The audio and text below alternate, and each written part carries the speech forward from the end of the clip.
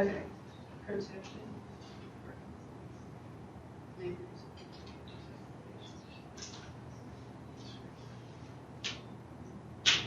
Yeah, that one was weird for me too. I guess Parkinson's right, but I said that.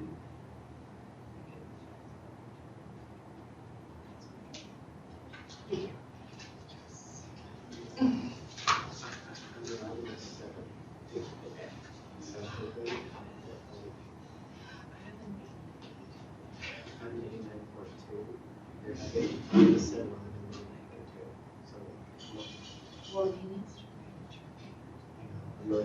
it's great. I don't know what to expect. I don't. I used to think he was really great at this, but I'm not sure. What was that? I think it was really good, and I got it. And it's weird because I totally missed my second question. That sucks. But I don't understand what it's like when I studied it, but now just my answer. I was talking about like enzyme metabolism. Oh, yeah, that's exactly what I did. I did the exact same thing where I talked about CYP.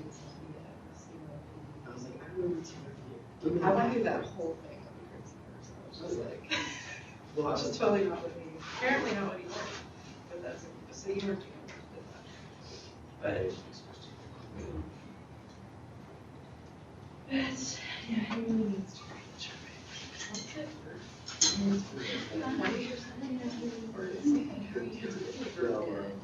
Yeah, it's like basically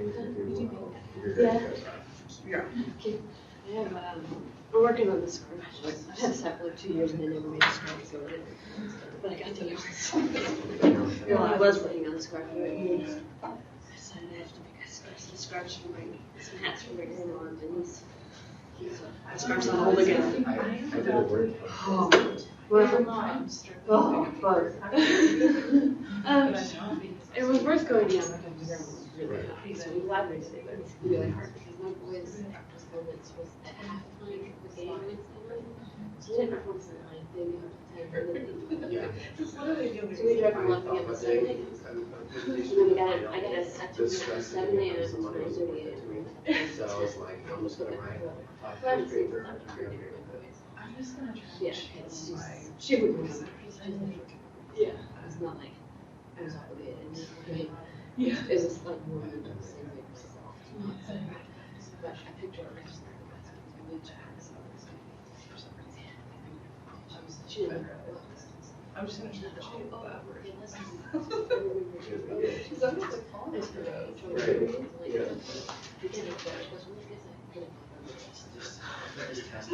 well, at least you didn't do that. You're doing it. What'd she say? Morning. How are you? It was great. Really good, yeah.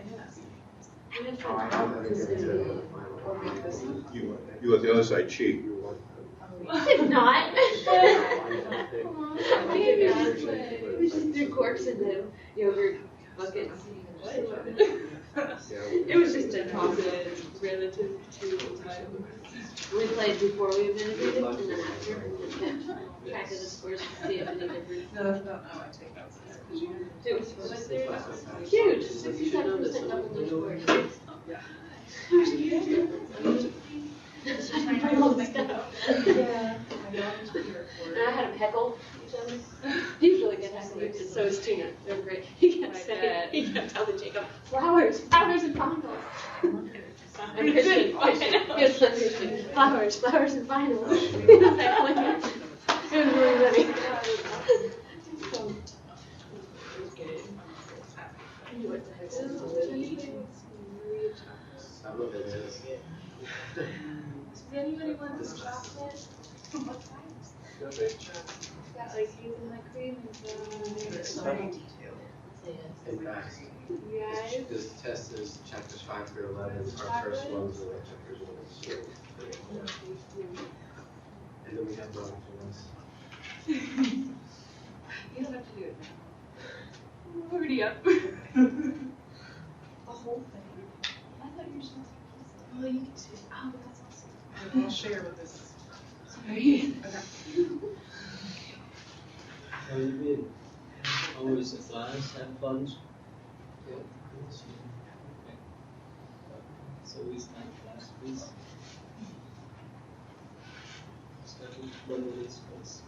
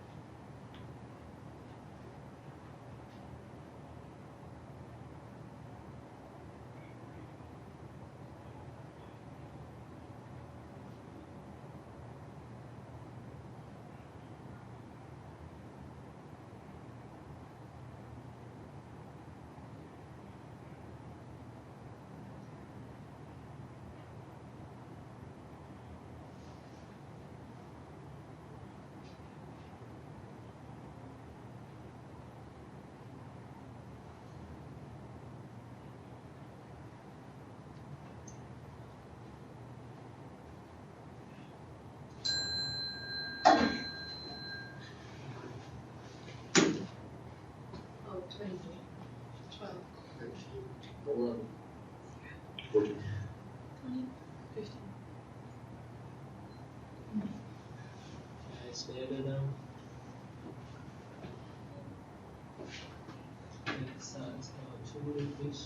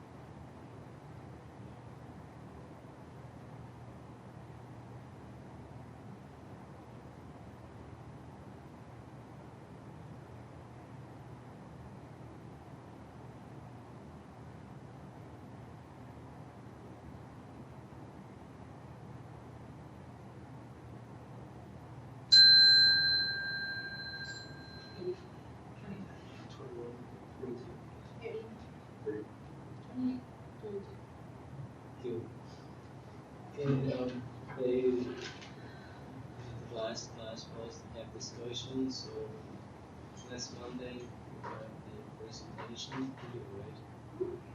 Presentation. You do presentation. Right? You do. So she do. Okay, so Thank you. Thanks for leading the class. It's my pleasure.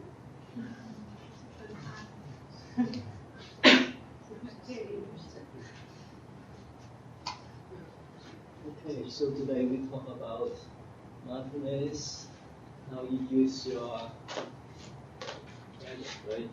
electricity in mindful way. It's easy or hard? What do you think? It's easy to use it in mindful way or it's hard? What do you think? Hard. How? Want to start? Oh, I can start. Well, Yeah. mine doesn't really answer that question so much. Mine's more related to my work because I'm in IT. Oh, sure, you're actually. So I look at it different. I wasn't looking at it for what I use on a personal daily basis. I was looking at how I work in information technology and how I have to be mindful of that way. Because we deal, since we're an insurance company, we have people's private medical information and their, like social security number. We have all kinds of personal address, telephone, personal information about people, plus all their medical history. So we have a lot of, we have to take a test every year about privacy and all the laws about what you can and can't do with people's information and who can see it, who can't see it. There's a lot of rules about it, so it helps you to be really mindful about how you use people's information. Like if I'm just doing some test queries and I got some sample data and I have somebody's information in there and I print something out, I can't just leave it on my desk so somebody can see that, right? Because someone could steal it and steal somebody's identity with it. So I have to be really mindful about, what I print out, what I share with other people, and how I use their data. Even though the data is irrelevant to me, literally what's in the boxes I create, I could care less about. It doesn't have any meaning to me. But what I do with it matters. If I just leave it laying somewhere, or I email it to somebody, that's a problem. It could be a big problem. So I have to be mindful about that. Have you made any mistake? Not with regard to losing people's information or sharing it, no. I'm really careful about that. I make mistakes all the time. You But have some procedures to deal with this type of privacy? we have some procedures in place. And there's only certain people you can share information with. You just have to be mindful of who you're sending, what you're sending. If you're talking about sample data, you don't necessarily have to give all the information. You can black out the social securities or just take out that column so that doesn't go. You can take out their address so the person can't be identified or their date of birth. Like all that information doesn't have to be in your testing. You can take out the personal stuff. So we do a lot of that. What happened? Did you make mistake to say that public information is serious? No, it's a crime. It's a crime. You can be fired, you can be fined, and you can go to jail. But if you make mistake unintentionally. Unintentionally, you can still get in trouble. Because it's illegal. Yeah. The company can be fined. You can lose your job. Okay. You can also be fined personally. And if it's intentional, then definitely you're going to be in big trouble. But even unintentionally, making a mistake, you can still get in trouble. Because it's really important not to do that. So during the time that you're working on the computer, sometimes, if you're not mindful, you may click here and there, and somehow you send. Yeah, you can't do that. you have to be mindful about that. You're not allowed to just arbitrarily send stuff out about people, personal information. So, yeah, you have to be really careful. You can't just accidentally do that. So they don't allow you to use your cell phone to send email when you're at work? Correct. Yeah, and you can't connect a device to your computer. Like I could plug in the screen to the computer, but I can't plug a flash drive or a USB cord. It blocks it. You get this big warning, and it won't let you do it because it's a data risk, and then you get this big warning, data risk alert.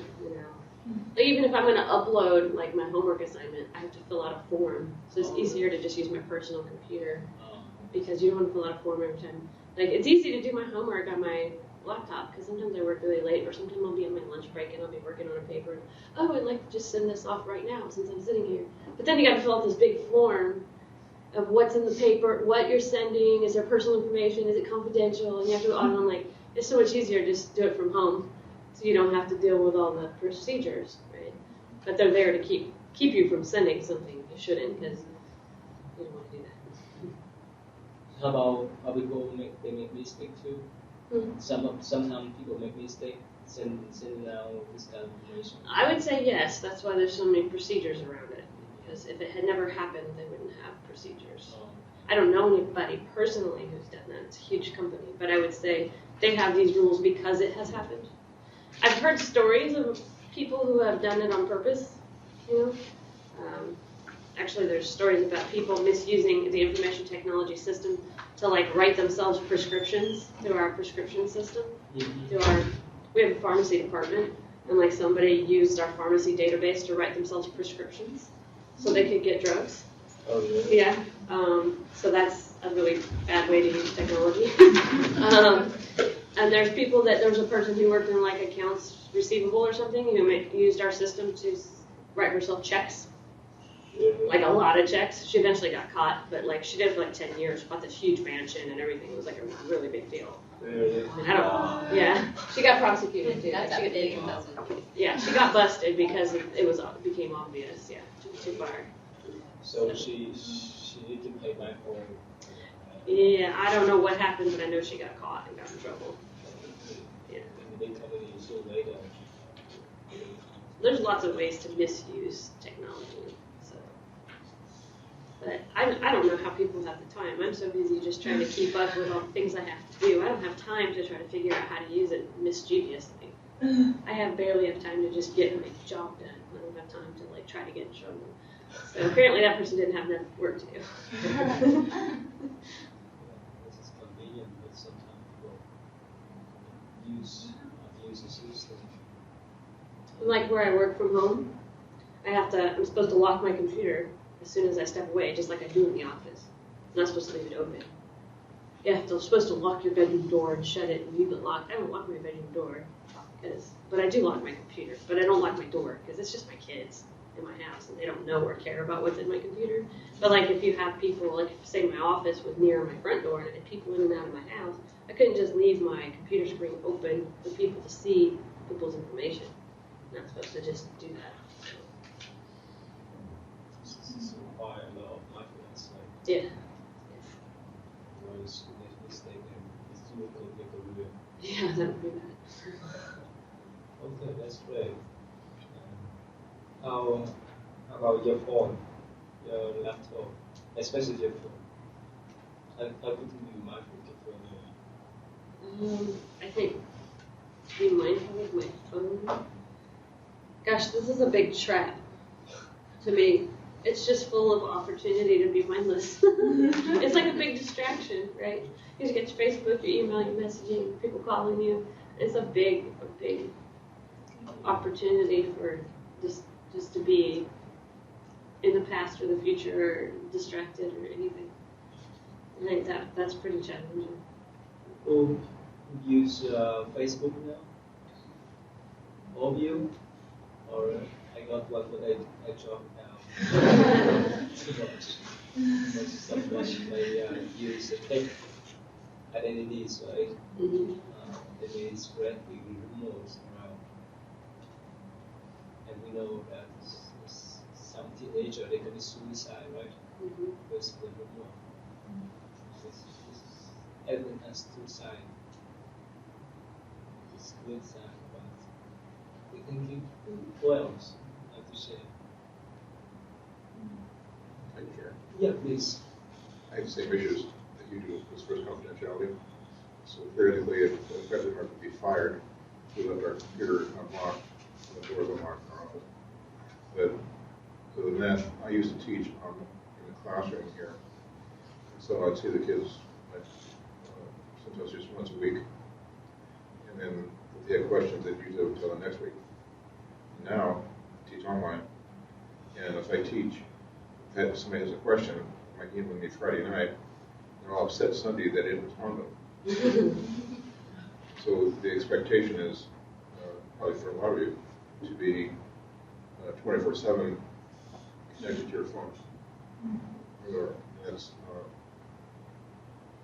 it's burdensome.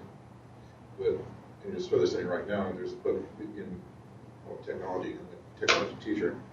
There's a book called Hammond's BlackBerry, and that addresses that issue directly. So like trying to meter when you use different technologies through the week, so you be more mindful. And they didn't say mindfulness, but it's the same kind of concept of trying to disengage from your computer sometimes your times a week. And also, research is showing that kids' brains are actually changing due to connected to electronics all the time. And certainly, they physically, there's kids actually now that can't have motor problems because they've been sitting somewhere with their iPad during their formative years, and so they have trouble getting around physically. It's really frightening. I always think of, is it WALL-E, the movie where the people were sitting in those chairs and they're all fat and they just play on the screen? Like, I feel like that's going to be people someday, and that scares me so much. Can't take it. So, like, you want to say? I think that I'm going to write mine about how I've changed with technology since I've been in this class. And before I was even in this class, I had read some things online in magazines about how technology is like changing people's relationships with their friends and things. Because instead of, calling somebody to tell them like happy birthday or congratulations or how are you, like we just do it through the computer. So I think people are losing their social skills, even people that grew up in a time where there wasn't all this technology, like now they're starting to use it more, so I think people are like digressing. And then I think children, like he was saying, are changing, because now everyone just wants to like write through the computer or text. Like no one wants to answer phone calls anymore. Like most of my friends, if their phone rings, like they won't even answer it, they'll just text the person back. Or like email their professors instead of asking them in person. I feel like losing social skills is terrible because what if something happened in our country? Like what if we got hit with like an EMP bomb or something and we don't have technology anymore? People don't know how to live without it, and we would just suffer so much because people don't know how to take care of themselves or even talk face to face anymore. I think it's scary. And I think in schools, like we should start stressing more like social skills to children, because we can't exactly just stop technology from progressing, and we can't stop people from using it, but we can teach more social skills on the side. No way for the county schools, it's conscious discipline. It's basically exactly that. Every morning on paper, they have to greet each other. So our teachers, but you're right, it's a big gap. But kids don't want to play anymore. They just want to play on their mom's phone or iPad, or like for Christmas, people post on Facebook, I bought my son an iPad or something, and I'm like, he's 4 years old. I mean, you should be buying him like trucks and balls and stuff. Books, even reading on books, but no, they're like, here, just have an iPad and download some games and be quiet, and I don't have to pay attention to you or play with you or teach you anything, because you can just learn it all through the iPad, and your teachers at school will babysit you and teach you those things, and I think that's wrong too. Yes. Just because it follows with what you said, like I've always been really interested in this topic. My first research project when I came to IUS dealt with looking at something called singularity theory, which I don't know if you guys have heard of this. It sounds really off the wall, but it was theorized by someone named Ray Kurzweil. And I don't know if you guys have seen it, but basically in every computer lab on this campus, there's a little plaque that says like Kurzweil Zoom text or something, which I don't know exactly what that refers to, but I do know that Kurzweil invented something called the keyboard recognition system, which basically when you're typing on the keyboard, it's what allows the computer to recognize those characters. So he's this incredibly brilliant, smart scientist, inventor, I'm surprised people haven't heard more about him. But he based this theory on like a real scientific principle called Moore's Law. And Moore's Law is basically saying that these little tiny semiconductors that you can put onto a circuit board, the amount of those has doubled over time. So the reason these devices are becoming more powerful is because the amount of these little things we can put onto a board is basically exponentially growing. So that's why our phones are more powerful, TVs, game systems.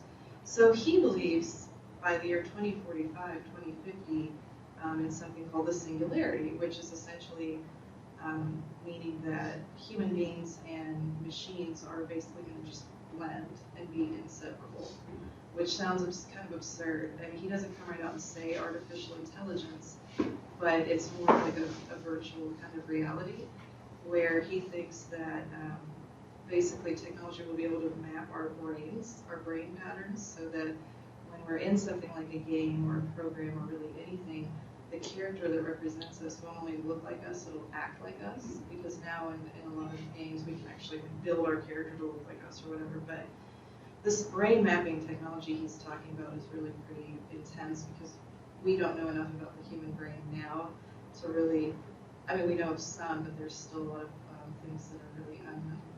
So that's a little far-fetched, but my point is kind of what you were saying. I mean, I don't know that we can really detach ourselves from technology, completely. I mean, when I was little, I had a blue Nokia cell phone that was like this big, and it could play Snake.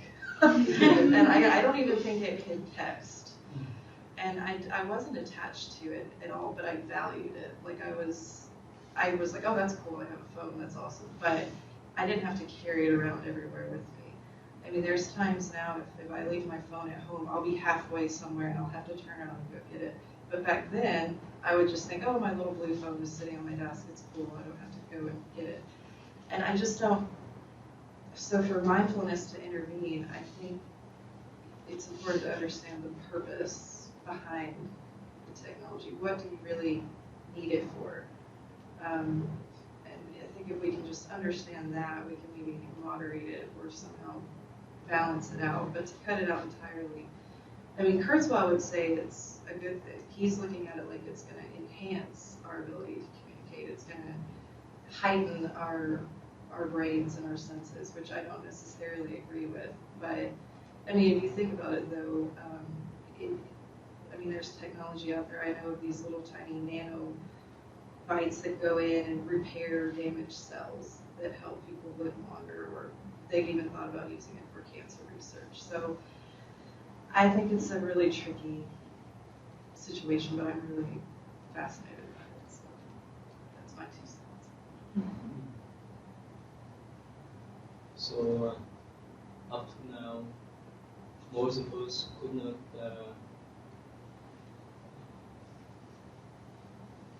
be apart from our cell phone, right?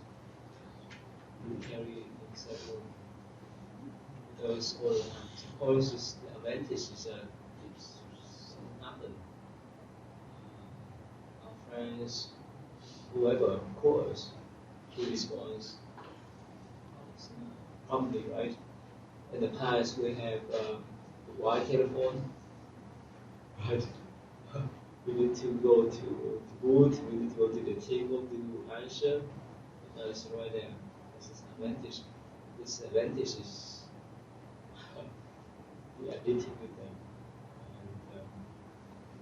And, even when we talk, it's somehow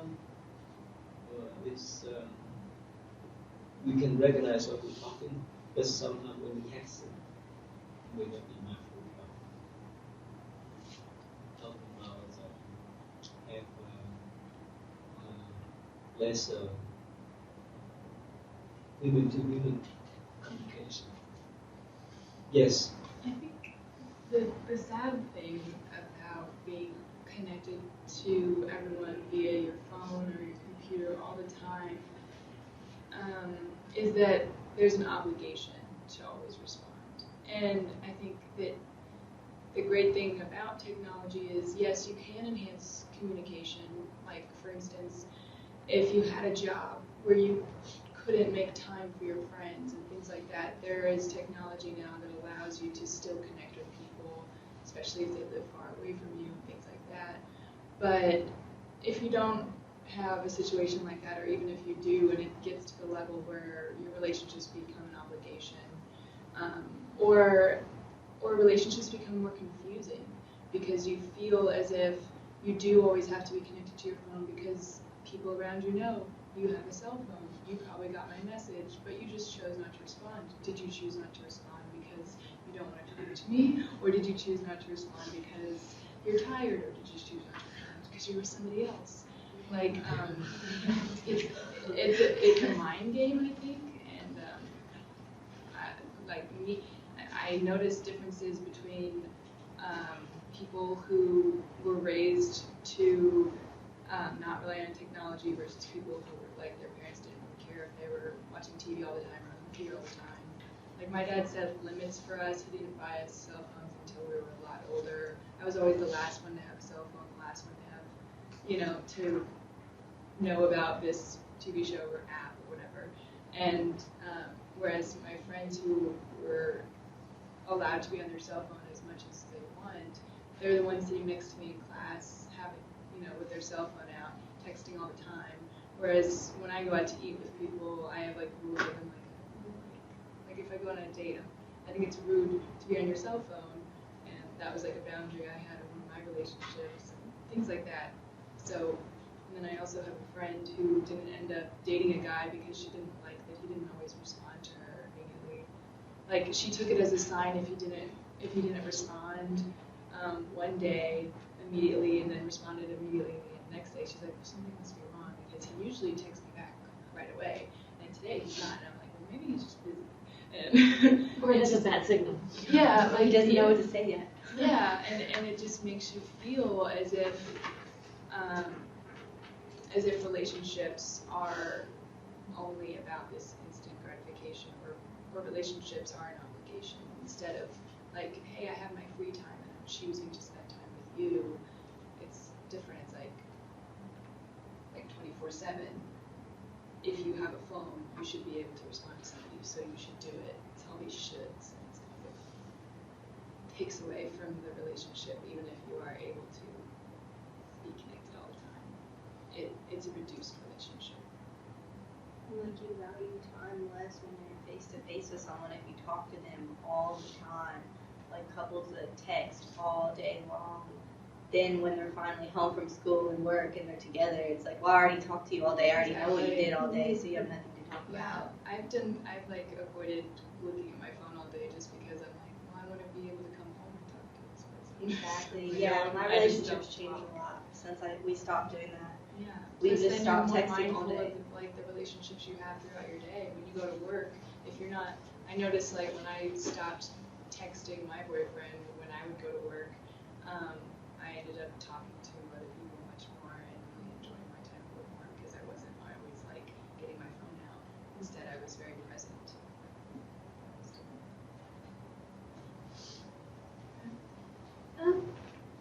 Well, I actually had to switch my phones. I didn't have to upgrade, but it was time because my phone was dying, and I don't know. It's kind of like, do you need it or do you want it type thing. But I went without like talking to people for a little while it was switching over, and my mom kept asking me questions about like things that were on my phone, and I was like, I can't tell you. It's in my phone. Like I can't use it. Or she's like, would you ask? Well, I can't because I have no way of contacting them. Like it was only for maybe a few hours, but it was really frustrating because like I felt like I couldn't function like normally without it, and that's just not good. So I think I can tell that it changes things, and like I need to get better at not letting it be near me when I'm trying to study, because a lot of my friends don't have the work that I have, like the workload in school that I have to do, like their like assignments are definitely different. They can do them and like do them all at one time and then be done. Mine like stretch out. So they're like, hey, do you want to go do this? Do you want to do that? Do you want to do this? And every time my phone buzzes, it's like me having to tell them, like, no, no, no. But if I just wouldn't look at it, we wouldn't have that problem. So I need to be more mindful about where it's at when I'm trying to get stuff done, and not like letting it be near me or where I can hear it or look at it while I'm trying to get things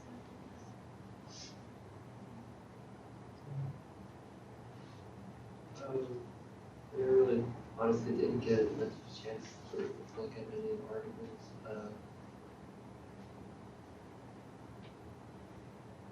I'll say a little bit. I mean, for me, I think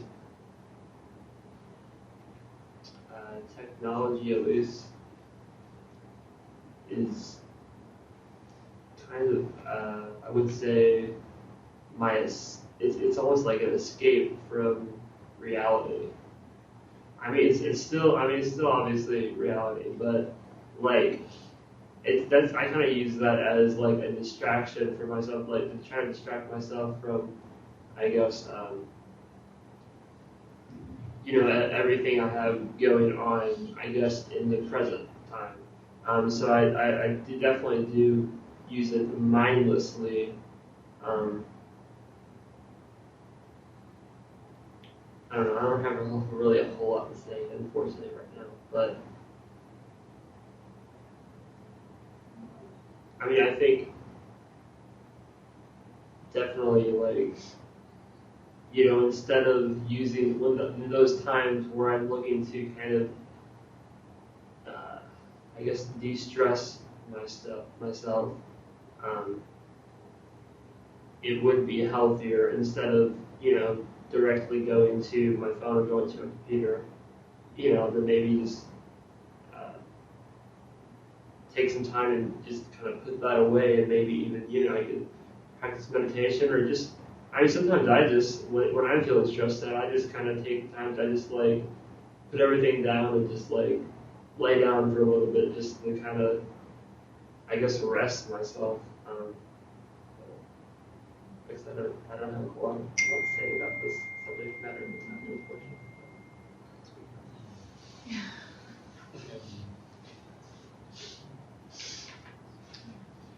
Yeah, I have a problem with my phone. I feel like I'm in like a support group. Hi, I'm Christian, and I'm I'm TA. Christian.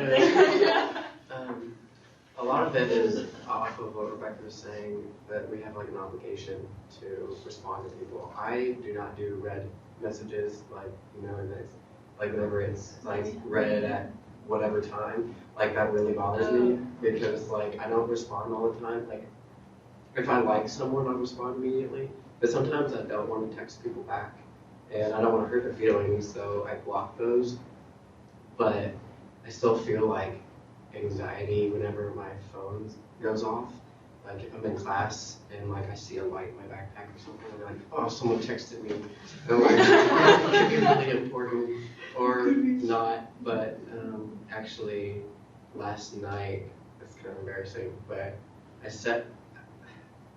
I'm in like a long distance relationship, and they were at work, and so I was like, okay, it's midnight, they're an hour behind, they'll get off when it's like 1, so I'm going to set an alarm so I can at least say goodnight. And I set an alarm, and they called me, and we talked, and I went to sleep, and then at 5 o'clock this morning, I woke up and sat up. I was like, I never texted them because I forgot that they called. And then I like reached over at 5 in the morning. I was like, oh, they called me. And then I couldn't go back to sleep, and I was like, I get this anxiety that like I have this obligation to like talk to people or whatever. And then, I mean, I use my phone for all my schoolwork. I use it for, like I have all of my notes like saved in there. I have all my emails going out all the time. So, like if I don't have it and someone asks me for something, or I remember I have to do something, like I make lists a lot. And then they're like, oh, well, if I don't have my list, I don't remember what I'm supposed to do. So I feel like if I don't have it, I get really anxious. I get like detached from the world. I'm like, I can't do anything today. I just need to Because I've had my phone, like, had to switch it over, I dropped it in water, and I didn't have it for 3 days, and it was the most miserable 3 days of my life, but I don't know why, like, why it's such a big deal. I guess, and I had limits when I was growing up, like, I wasn't supposed to, like, my parents would take my phone at 10 o'clock at night, and be like, no, you need to go to sleep. And then as I got older, and I was able to use it more, they'd still take it, and then I'd lay there and be like, something could happen. If I don't have my phone on my volume's on all the time. If I don't have my phone on, someone could die while I sleep, and I'll be the last one to know, and then I won't be able to, like, it's really irrational stuff, but yeah, I have a problem. And so there. Whenever I've had to go without my phone, I actually feel much more relaxed. Like that anxiety of like waiting for a text message to come back, or just being bored and having the option of looking at my phone because it's just instinct. If I don't have my phone, like I'm pretty famous for losing things like my phone, or just like dropping it or something like that. It hasn't happened in a while. Have you ever done the thing where you're like, I can't find my phone, but you're on the phone, and then someone's like, oh, well, I hope you find it. Look under your car seat. And then you're like, oh, never mind, I'm talking to you on it. I'm sorry, never mind, bye. I mean, it's been next to me. Yeah, I've been spacey like that before. But yeah, so whenever I'm without it, I actually feel free because I'm just like, I don't have to rely on the phone. Like I don't have to worry about getting a text message back because no matter what, I can't check it. So it's just freedom. I feel like a combination. Like at first, I'm like panic. Oh my gosh, I don't have my phone. You know, holy moly, that's just huge. And then, like, you know, a few minutes later, I'm like, I don't have my phone. Nobody can harass me. I don't care. I don't have my phone. Yeah. I can share my phone with Dan, and intuitively I'm like, oh gosh, I got to help a student. You know, so I feel badly, and I can't right now help it. I mean, I'm assuming it's a student, but I can't respond right now. So there's guilt. Mm-hmm. Yeah, like I'll get my phone if I've missed, like I'll set it on my desk, or say I forget, I go to lunch, come back, it's in my purse, put my purse in my drawer, go to a meeting, I'm in a meeting for a couple hours, and I'm like, oh man, I forgot to take my phone. Because I just take my phones to meetings with me in case it's muted. It's in case my kids have to get a hold of me. They're adults now, so they really probably shouldn't pull it in a meeting room with me. But they still need me, and they still call and text. And so, like, I'll get back to my desk with, like, 6 texts and 3 missed phone calls. And it's, like, instant panic. Like, oh, my gosh, there's some kind of emergency, you know. And then it's something, like, really benign. But it's still, like, really stressful, you know. Like somebody needed their social security number because they were applying for a job. And then well, they don't. And it's like, he's at the kiosk in Walmart waiting for me to text him back, and 30 minutes later I get back to him, and he's like, oh, I was just walking down the store, but he walks all the way back to the kiosk, and I'm telling him his social, but I had to get 3 texts from him about it, and then my husband had to text me 3 times, and then somebody tried to call me, and it was like 30 minutes. You're like, then are you okay? Are you dead? Is because I haven't responded. Something's happened to me. I'm like, it's been 30 minutes, and I have 6 texts and 2 missed calls in 30 minutes because of one question. I think that it gets out of hand because I think when I was growing up, you didn't worry about it. Like, we had a house phone. We didn't have call waiting. Like, it was the busy signal.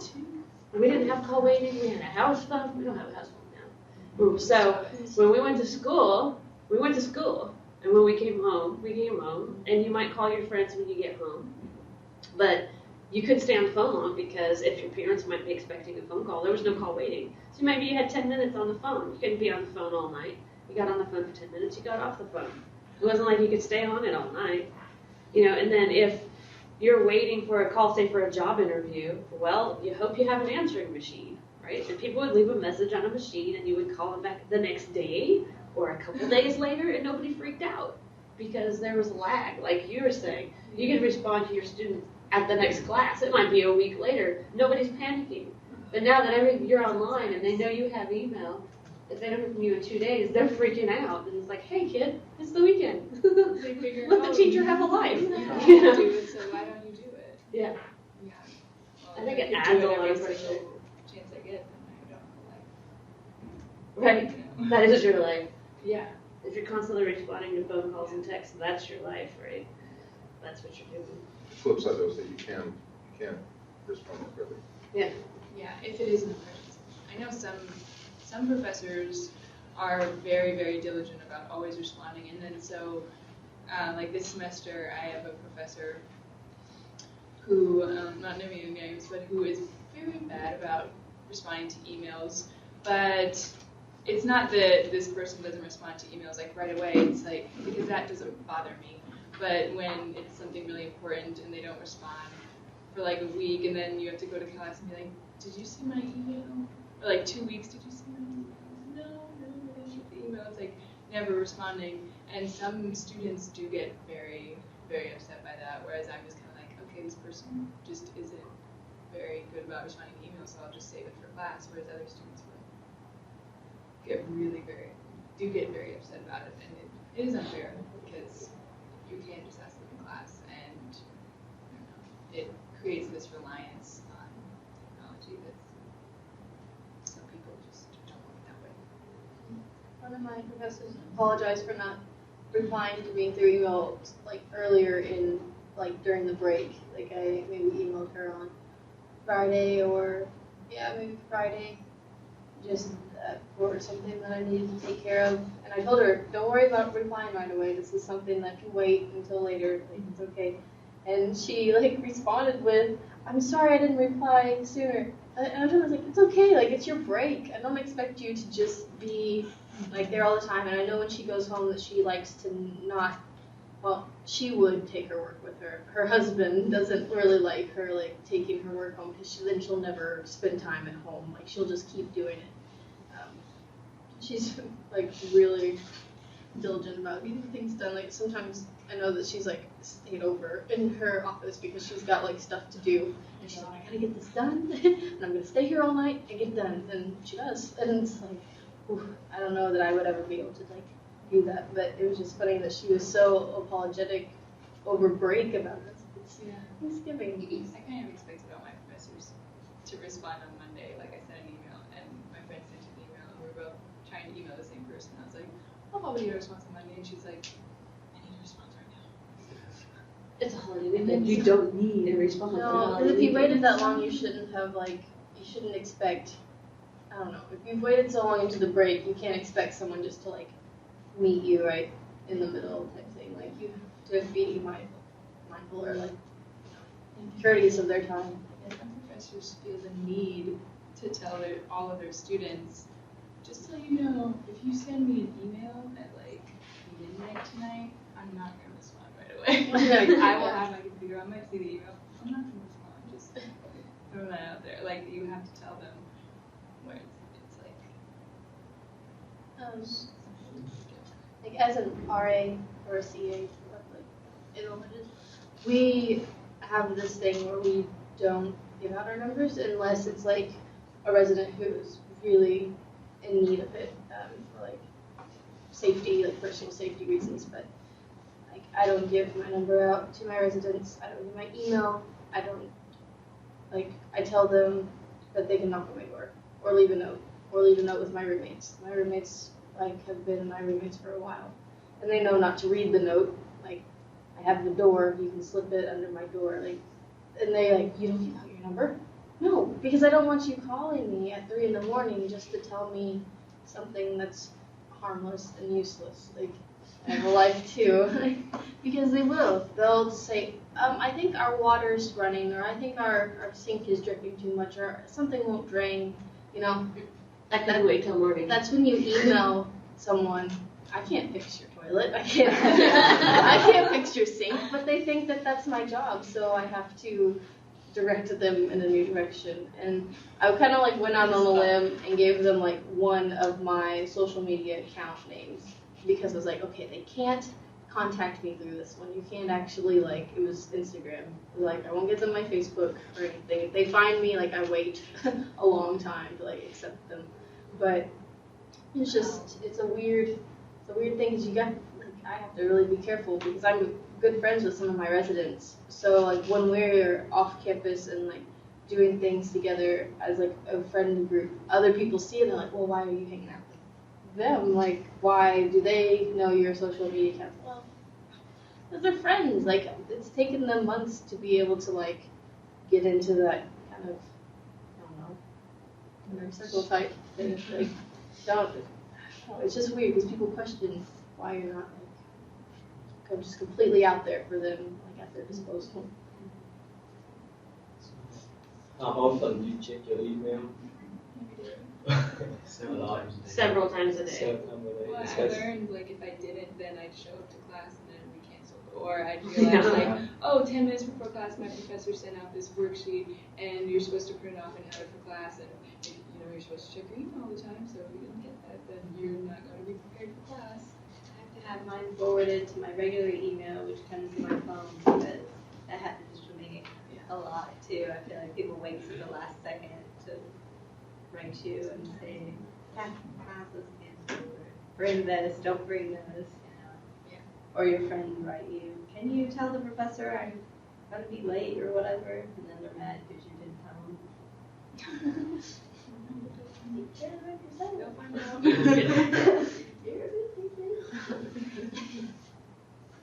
Most of the time I don't check my email before class. I just check my email after the class so that I don't have time to come my mind. So sometimes some of you guys email to me when you're late, and so I check that later. That's fine. But remember,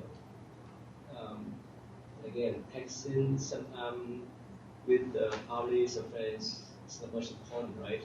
When you write an email to your professors, to your boss, to some important people, right? One of them mistake, they ruin your career too, right? Misspelling, even they may erase your professional skill. And so most of the time for me, if I deal with the upper level one, I mean the professors, especially in the school, I have to respond one day later. Unless it's friends or family members that would respond right away, but for mine and for teachers, I have to wait for a month. So we have all time to think about what we want to respond. Sometimes we respond on the spot, we miss some things that we couldn't say, I apologize to this second email. They look back, right? So this is good. I think a lot of people we text a lot and then we switch over to send somebody an email.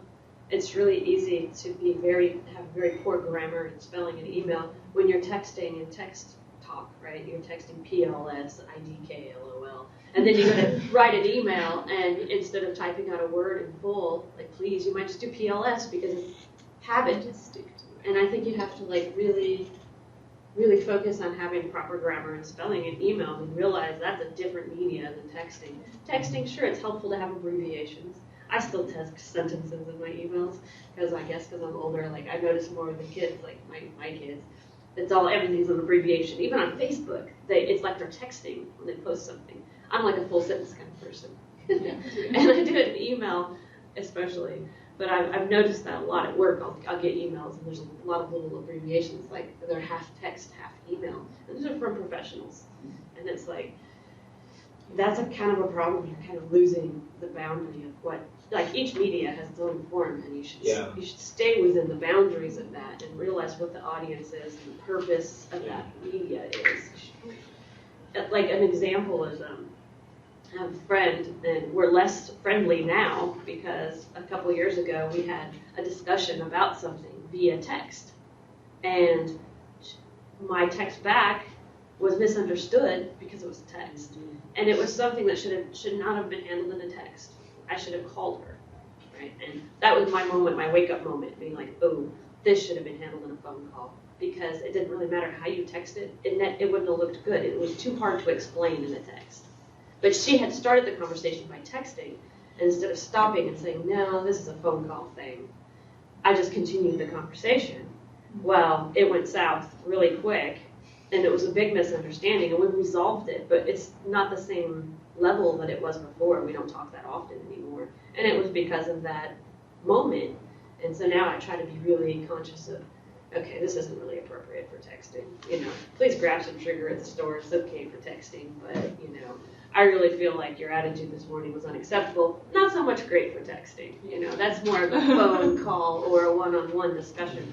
So I think it's for me to be mindful of like which media I'm using based on what I'm trying to do, because you can send a text and it can just be some not big deal, but when they get it, it sounds really bad, even though you didn't mean it that way. I feel uncomfortable going back to the right way to address certain people in an email. I always feel uncomfortable being very informal with my professors, but I find that the majority of the time they're rushing about to respond to a million people, or whatever the reason, they're the ones being very informal. So I always start off being very formal with my professors, like, Doctor, what's Dr. Whoever, I send the email, it's very formal, signed, thank you, blah, blah, blah. And then I get back a one sentence thing, like, it might not even say, like, Rebecca, it'll just be, like, a sentence, and then it'll be signed, like, D, or Right. whatever, it'll just be, like, dash, my name. And then from there, then I'll just be like, okay, if they want to be informal, then I'll continue to be informal, because that looks silly if I'm, like, continuing to be, like, I don't think it's silly. I think it's okay for you to maintain your side of formality if you feel comfortable in that.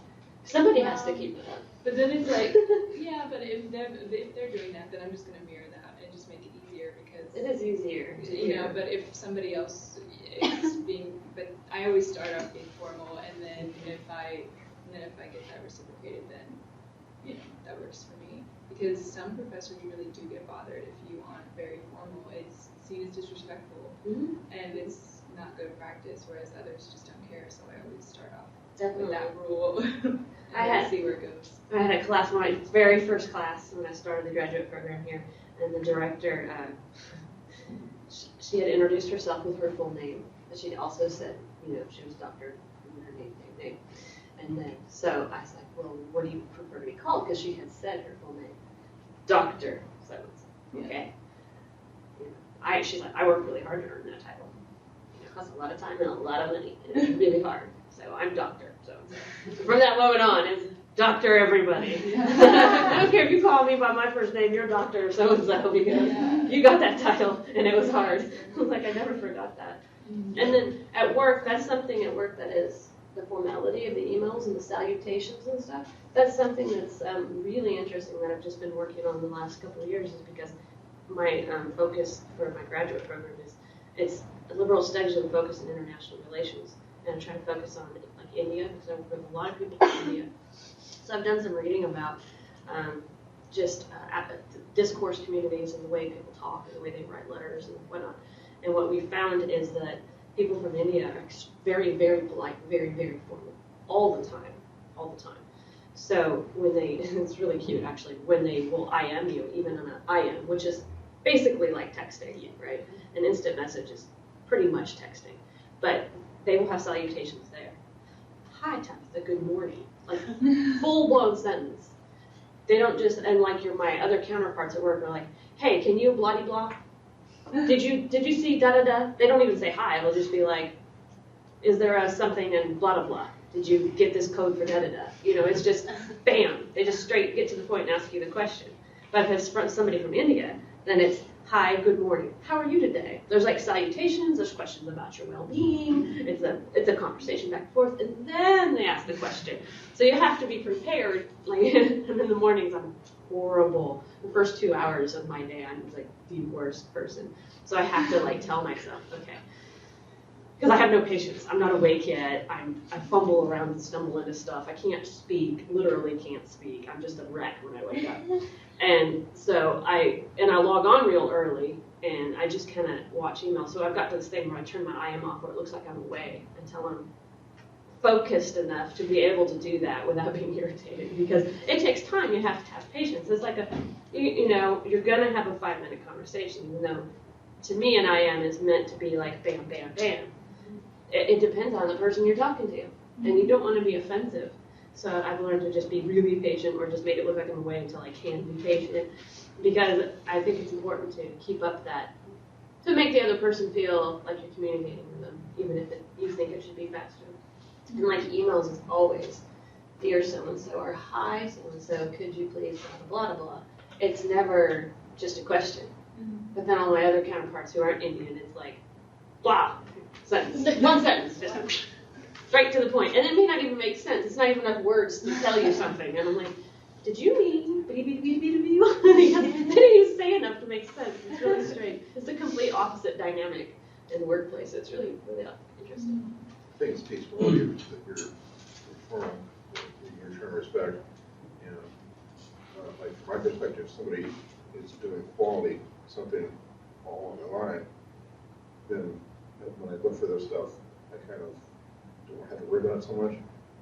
But if somebody's like sloppy and responding their emails or whatever like that, then I'm more likely to go to the front to film to see if they're up to snuff, so to speak.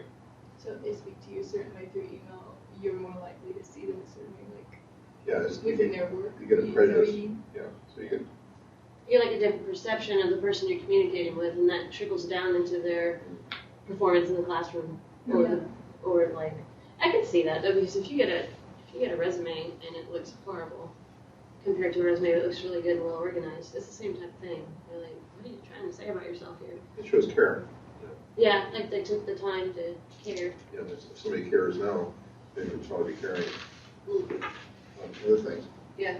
Later on in the semester, when things are challenging and the hard work begins, you'd expect that they would have the same sort of effort type thing.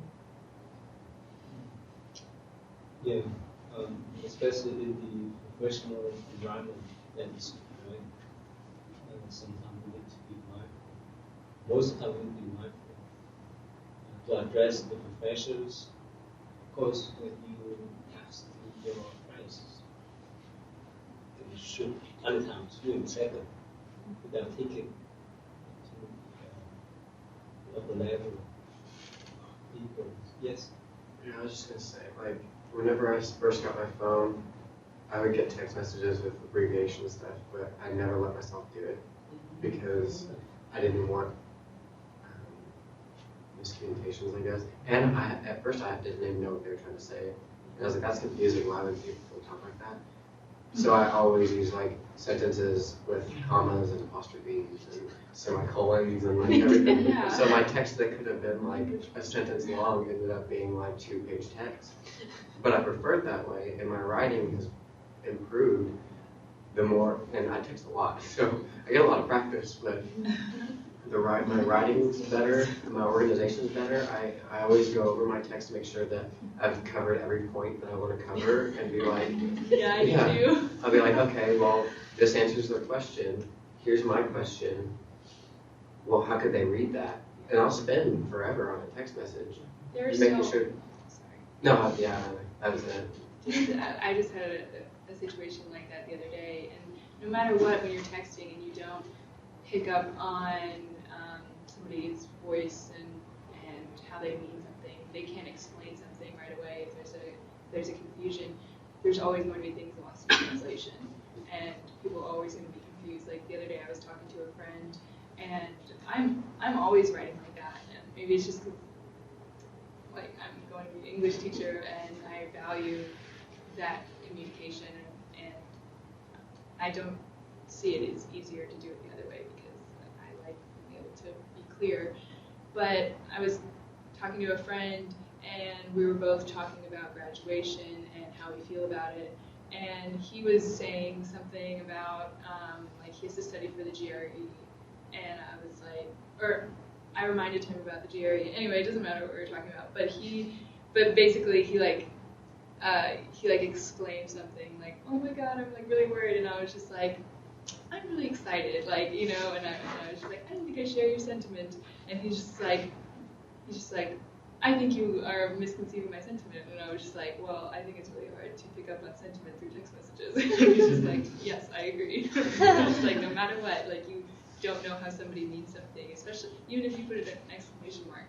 Like I put exclamation marks a lot because I am excited about something, whereas other people could think you're saying like you're being like really over the top. Like yelling. Yeah, being over the top or yelling or just being like way too excited about something. Whereas to me, it's just like that's just my disposition, you know, to be like, hey, I do what you do on Facebook, though. When I post something on Facebook, I have to make sure that it reads well and that it makes sense. And I don't care if it's 2 paragraphs instead of a couple of sentences. Like, I want people to know what I'm talking about, because nothing annoys me more than if I post an opinion or just something interesting and then someone comments something stupid on there. And I'm like, if you don't know how to spell, get off the page. Leave me alone. I'm writing something concise, and it took me 40 minutes to type this out. If you say something dumb on there, get out of here.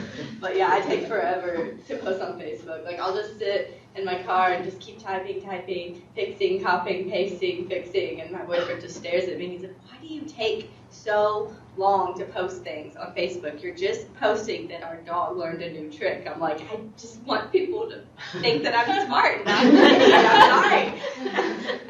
I don't enjoy people posting stuff on Facebook that I can't even understand because they're using words that are completely misspelled, or like the one that really annoys me is if people will spell your, like Y-O-U-R, Y-U-R. Why did you leave that one O out? Why? It doesn't save anything. I mean, one letter. No, just use you. Just use the letter U. I'm more okay with that than or just U-R is better than Y-O-R. It's like people try really hard, or they still do the thing where they use a number instead of a letter, or like the dollar sign instead of an S. That took you more time to find the dollar sign on that keyboard than just hitting Yeah, you have to the X. switch keyboards to get the dollar sign. Exactly. Like, please do not do that. I will not be your friend on Facebook. I will not associate with you if you do that. And I'm the opposite. Like, I have my phone, my smartphone, yeah, the iPhone, but even if like you steal my phone, you couldn't find my information on it at all, because I'm the type of person like to keep, write on the paper, because I like to touch things, And I think about like whenever you have something like personal, nobody can steal your information. And also like if somebody like you text me or contact me, you better call me, because when I see your text, I would never reply, because I like to talk in person, At the time, if I really touch my phone a lot, like you said, when you date with somebody, like you really want to talk, yeah, at that time I can look at my phone. But the other time, sometimes I don't even know where my phone is. I don't even care about that. Like my family, I think about like my cousin, really funny. I just like, okay, I go over my cousin, and me and my big cousin stay downstairs in the basement. And then the younger cousin, she wants something, and she don't even come downstairs. She just sit and lay on the bed and texting, hey, I need something, you guys have something down there. I say, why don't you just come down here and take it, instead of just sitting on the chair and text. And so that's why sometimes my family really like angry at me, say, why the hell do we give you a phone call? You don't need And I said, well, if you want to, just call me, don't text me. It looked like yesterday is my birthday, and they know exactly the time, I'm not in class and stuff, and they just really give me a big say, happy birthday. Why don't you call me and say, hey, happy birthday, you know what I mean? Like, you can hear the voice, you can hear about the, like, expression, like, how did he feel, did he cheerful with you or not? Instead of just saying, happy birthday, I don't need that. But I just say, oh, yeah, thank you back, but I don't really want to. So I think, like, we're missing a lot about communication. Like, sometimes I see, like, a person is, like at work, if you're not really mindful, when you text them to ask them something, look like, my girlfriend, like on the day she Thanksgiving, she wanna buy something like honey ham, something like that. And then I ran to Kroger, and then I asked them the honey ham, and they asked me, okay, you want a slide or you want a ham uncooked and stuff? I said, man, I don't even know that. She just texted to say I want a honey ham. So like, I'm too stressful because I don't even know which one. And I see my friend working Kroger, say, hey, I showed a text message from my girlfriend, and then she said, I don't even know what your girlfriend wants. And then I text my girlfriend back and say, hey, you want a slide, a single slide honey ham, or you want a house, or you want a honey ham uncooked? And then she asked me back to say, the way you talk is so confused. So I feel like really over my text. I say, my text message is about like 1,000 words. I try to explain in a single one, what do you really want? And she say, forget about that. Don't care about it no more. And I just keep reading my text message and say, my sentence is not confused. Like the way I text really long sentence, and I usually, like put comma or dot to let you know about, okay, this is transferred to a different information. But yeah, usually, even if people get older than me, the way they text, I don't understand because no comma, no dot, no nothing at all. So I have no clue which information should I take from a text message. So I really avoid texting because you want something, call me. Yeah. That's why sometimes my friend told me, like, really funny, they said, they compare me with the president. They say, I can find the president is more easy than you because at least the president can text him stuff all the time. Compared to you like, as somewhere look like deep in forest. Contact with nobody. So I don't. I just think it's interesting, like when two people are frustrated and trying to communicate, you just end up giving up. Like how you said, like she's like, I just don't even care anymore, which is really sad. Like we're getting to this point where we can't communicate with each other, then we just give up. We have all these ways to communicate, and we can't do it at all. And We can't even do it right. That's right. I'm like, we when have you lots really, when it really get colder, I'm waiting for what do you really need? Because I don't want to stay there like an hour. And then you text me back, okay, forget about it. Like, it's kind of hurt your feeling, you know what I mean? Like, when you try hard to help somebody out, and I say forget about that because they misunderstood or they're not really mindful to read your text message, and they just like, they don't understand something. So should call and say, hey, what I really want is this, that. So you get more detail. I mean, I'll have to say, like, I know of people and friends that have actually become more social and communicative with a phone. Like, people that have traditionally been quiet or not very outgoing, like, texting has opened up, like, a whole new outlet for them. And that's sort of for better or worse. Like, I'm not necessarily saying that's a good thing, but I think it all goes back to what your relationship is with technology. I mean, for me, I can honestly say I kind of rely on it. My family and friends are spread out all over the place. So I get really excited when I get a message from, like, my friend Michelle, who's up in Pennsylvania. I mean, when I'm feeling lonely or sad or even happy, for me, it's an outlet to share that with someone else, even if it isn't in a message. I mean, I've gotten pretty good at reading people's tones through their messages. So, I mean, I think, and when I can see those people in person, it becomes even more exciting because I've been able to keep up with them instead of losing touch with them. So, I mean, I think there's something about this relationship with technology that we like, whether it's, or we wouldn't do it. I mean, people do what works for them. I mean, that's part of, it's just human nature.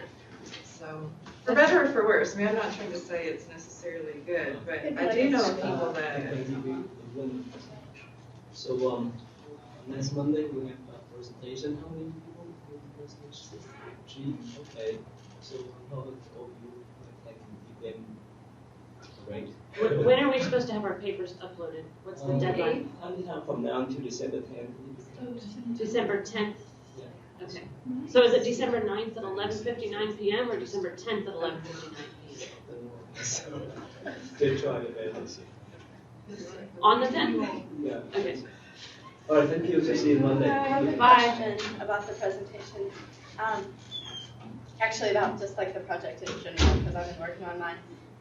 If we make a presentation, are you wanting us to make like acronyms or like charts or anything to like make a model? Okay, because when I did my business one, I didn't make any acronyms or charts or anything. I just explained it basically, like it was a model, but it was just written out in words, like so it doesn't matter. As much as well. So just whatever you want it to be. Good. Yeah, so remember, that's basketball. I think that's what we are doing. We have to be mindful that that's more important. And they charge the more. So yeah, yes. Okay.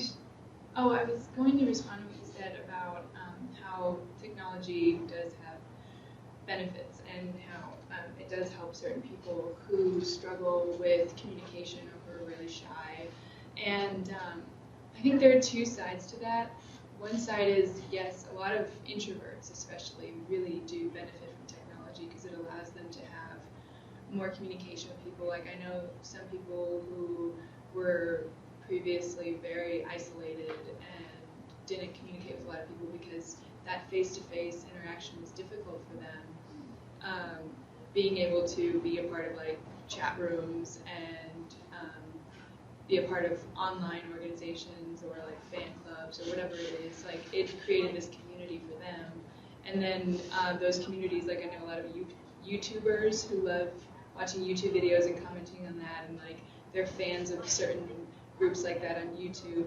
They end up getting together and doing community things because it's a way for everyone to find one outlet that they really love, and then they end up meeting up and having that face-to-face interaction once they do open up via the internet. And then also, like a lot of people who have autism and other types of disabilities or gifts, however you want to say. A lot of people with those types of disabilities, I guess, they're benefiting from technological tools as well, and that's really helping them communicate and teaching them a lot. But the other side of the coin is this the best solution that we have? Like if you have social anxiety, or if you're really shy, and that's the issue. I'm not talking about like, you're just using it to keep in touch with long distance friends because that's awesome, or you just want to enhance your relationships you already have. But what if you're using it as a way to kind of avoid having that face-to-face interaction, or you want to avoid having that difficult being in a difficult situation and not being able to handle it. Like, I know people who have social anxiety, and I know friends who are introverts and who use that as a way to get connected with people, but you're not taking it to a level that maybe would make you the happiest or would be the most beneficial. Like, you're never going to be able to feel comfortable going out with a group of people and being happy. Maybe that is something you should learn to feel uncomfortable in and overcome it. I don't know. I think it depends on the situation. I mean, and the person. But you're right, there's definitely two sides to it. But I know some people that text can kind of get them out of their shell. Yeah. Get them out more, get them more outgoing. So you have to be mindful of who you're talking to. Yeah. Yeah, you get them to the first rung of the ladder, and then they go up. So when you have face-to-face interactions, you could feel, you can recognize how people feel their facial expression, It's a much stronger the connection. eyes, contact, and so forth, right? That's the direct communication. And that is the telephone, right? When we talk with people, we recognize, if they talk with us frequently, we recognize their voice, right? And now we have the next level of texting, of email. We recognize their personality through email, through texting. So now we form characteristics through this kind of communication. So no matter what type of channel of communication we have, our personality or characteristics is just very especially if you work in the professional environment, we get used to that kind of expression. So again, okay. So like you mentioned, eventually, probably after our generation, human and technology will blend together. And if people don't have much mindfulness, they will mess up very easily, especially when they come to other people. Has anybody ever read 1984? What's that? 1984. Yes. Classic. What's that? It's George Orwell. So, like, It's a book about called dystopian- 1984. 1984. Yeah, it's about technology and government control of technology. He's the first person to come up with a Big Brother idea. The government's watching you, and like literally every room you're in has a screen that can watch you, and they see you and they watch your expressions. Everything's controlled by the government. All uses of technology. It's a really scary book. It's about 250 pages, and it was so dreadful. It took me about 4 weeks to get through. And that's coming from somebody who read 8,000 pages in 7 weeks because I loved what I was reading. So like for me to take 4 weeks to read 257 pages is a long time, but it's a really, really good book if you want to think about, you know, technology and the worst case scenarios, but it's not very cheerful. That's a horrible ending. You know, hot transplant, right? Hot transplant, so especially the wealthy people are very concerned about, because I have one of my followers who's pharmacist, and she said that many wealthy people, they get what you call, when they have the heart transplant, they put the what you call heart transplant in Pacemaker? Oh, yeah, heart makers, yeah, heart pacemaker, and they may be hacked. Oh, they can hack them? Plus, if someone knows the code, they can control that person easily. So that's another bad side of technology too. So be careful when we have some kind of transplanting pacemaker, or even they have some kind of stomach pacemaker. So they may help you to get more money. That's scary. Yeah, that's reality, yes. Oh, I was going to ask a question about the assignments that we have. Yeah. I feel like I interrupted you. Okay. Well, I got your email the other day about turning in all the 27 reading responses, and then we had another email that said we only have to do 25. Yeah, Okay. Thank you. Thanks for Can you explain question. that? I want to clarify this. Yes, in the syllabus, please, you just hand only 25 up to 7. That's all. That's all. That's have to turn in. what I want to do. And of course, if you do presentation, you do your paper. So try your best to upload your final paper by December 10th. Okay. So I will be flexible with that. But Are we gonna meet on the 10th for one last time, or is the 8th it? places, because all the 3 of you, right? So 3 of you is 20, 50. So we have 1 hour and 10 minutes. We have times. Try to do within 25 minutes. Okay. All right. Thank you. So we can be ready for your final week. They didn't say much in the but usually when we're having those meetings, we just stare. So I'm gonna have to write down exactly Oh, There is nice down. I didn't expect it to be that much because we did one round. we did ask, and I'm gonna go around and go to door. The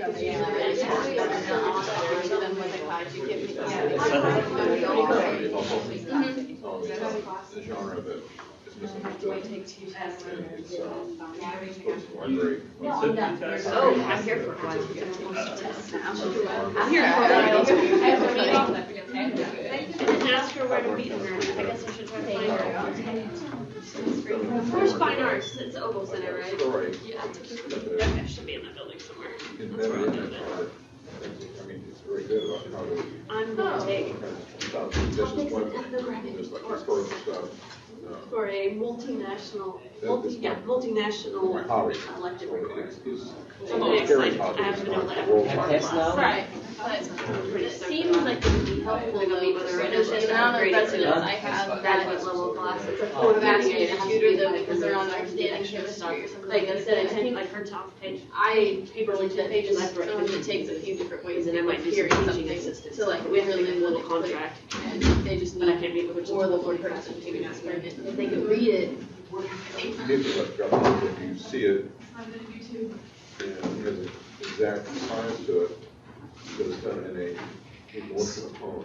So if you want to connect with somebody educationally, it's probably like having, one thing you do with a kid in school is get out of physically turn it off. Right.